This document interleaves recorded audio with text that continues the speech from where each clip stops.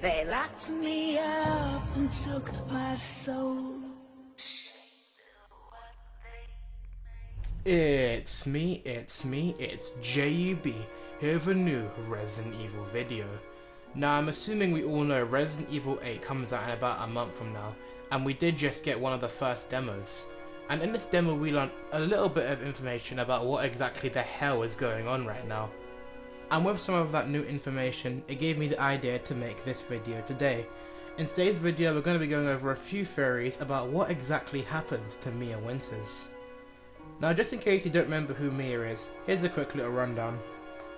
Back in Resident Evil 7, Mia had been missing for about 3 years until her husband Ethan Winters got a mysterious email leading him to the Baker Mansion where he was promised to find Mia.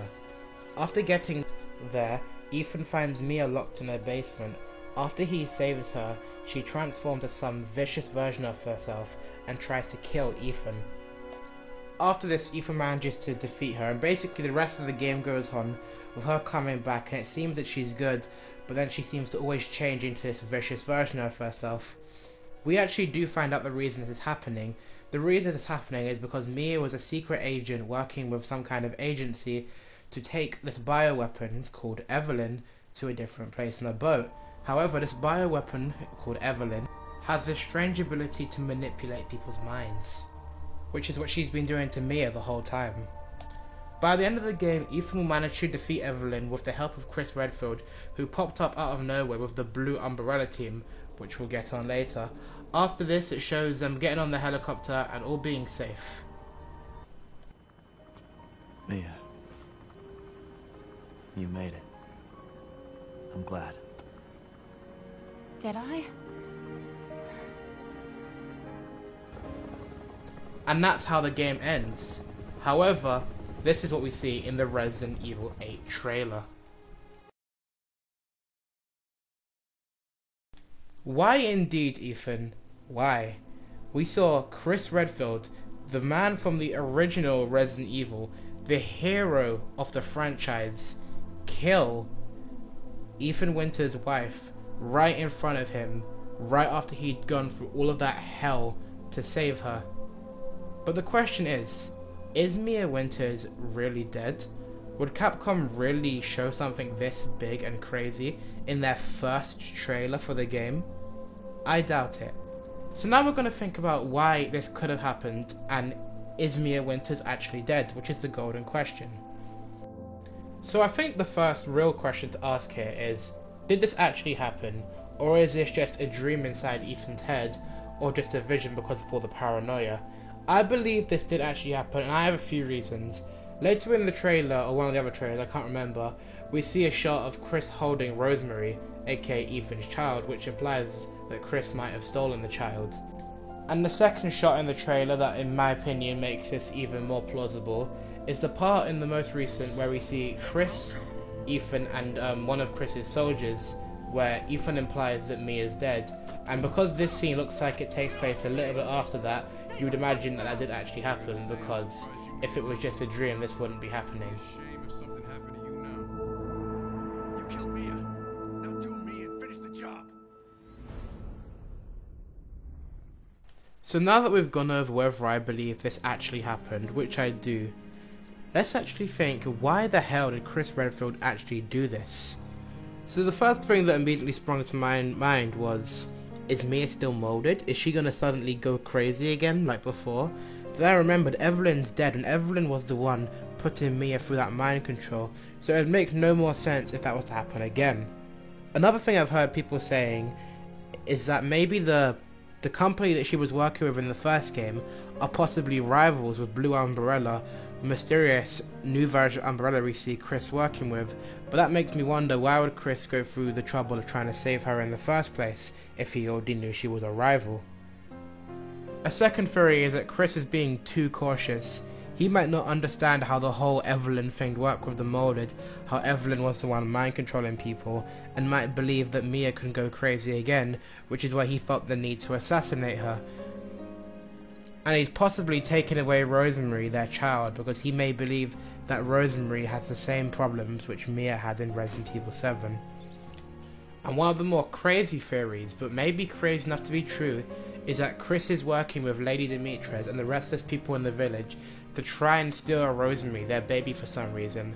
I don't know why he would feel the need to kill Mia to do this, but that's a possibility. But maybe even he's only working with the village to try and exploit them to maybe take them down, and this is just a necessary evil in the way.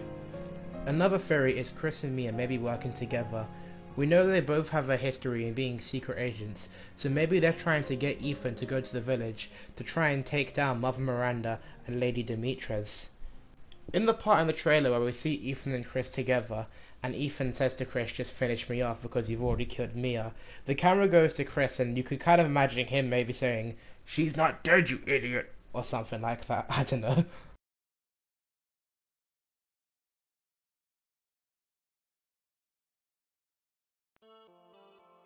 But now for the golden question. The reason you all clicked on this video, the reason you're all here, is Mia actually dead? We're not sure because Chris definitely did shoot her all those times, but with these kind of games you can never be too sure. Like I said before, in that cutscene we see with Chris and Ethan, Ethan does imply that Mia's dead because he says, "You killed my wife, now finish me next." And Chris gives him a bit of a funny look. We don't know what the rest of that conversation's like. For we know, like I said before, Chris could say she's still alive, but that we don't know. The second thing I wanted to mention, and I'm going to show a clip from when I played the Resident Evil 8 demo. I'm sorry the mic's echoey, I messed up the audio on that day and I can't exactly replay the demo because you can't replay it. But I'll show you a clip of this. I hope your family is safe. I do too. Once we get out of here, you'll get to meet them. Now the key word there is family. She says, "I hope your family is safe." Now the reason why that's so significant is Ethan doesn't have any other family that we know of. And if she was just referring to Ethan's kid, she would say, "I hope your baby's okay," or something. But she said family, implying there's more people, which it could imply that Mia is possibly still alive. However, something that confuses me is this next part. I feel like she's not dead yet. She's probably gonna come back as like a tyrant. Dying on me. Ethan says right there, "Why does everyone keep dying on me?" Implying that more people have died earlier in the game at this point. And I don't think he's talking about the villagers downstairs who all got killed by the werewolf/vampire thingy, because I don't think Ethan really cared about them all too much. It's obvious that he could possibly be talking about Mia here, which obviously challenges the thing I said earlier about her possibly being still alive. However, this could be a red herring by Capcom. They might have added this in purposely to make you think he's talking about Mia, when in reality he could be talking about another character that also died earlier. I also did think it'd be worth mentioning, in a lot of the trailers and clips we've seen of the game, whenever they do show Mia, it's not like a normal thing of her. It always seems to be kind of surreal, almost like a dream or a memory, suggesting that possibly Mia could be dead and this is just Ethan remembering him all the times we see her. However, I'm not sure. The game comes out in about a month time, a new demo comes out this Sunday, so who knows what will happen. Maybe they can give more information about what's actually happening, but I guess we'll never actually know until the game comes out. Also, I'm kind of going off script a little bit here, but I wanted to mention this even though it hasn't got much to do with about the video, but Zoe's still alive. We saw her in the Resident Evil 7 DLC where you play as Jack Baker's brother, Joe Baker, and I don't see what the point of them confirming she's alive. And if they're going to do nothing with her, like I don't see the point of them bringing her back to life. They could have just wrote her off as dead. I don't know if it'll be this game she comes back, or maybe like Resident Evil 9 or some shit. But I want to mention, I did want to mention that because Zoe's still alive in this universe, and they sort of hinted at something of her in the end of the DLC of her. But yeah, that's the end of this video. I hope you guys enjoyed it. I enjoyed making it.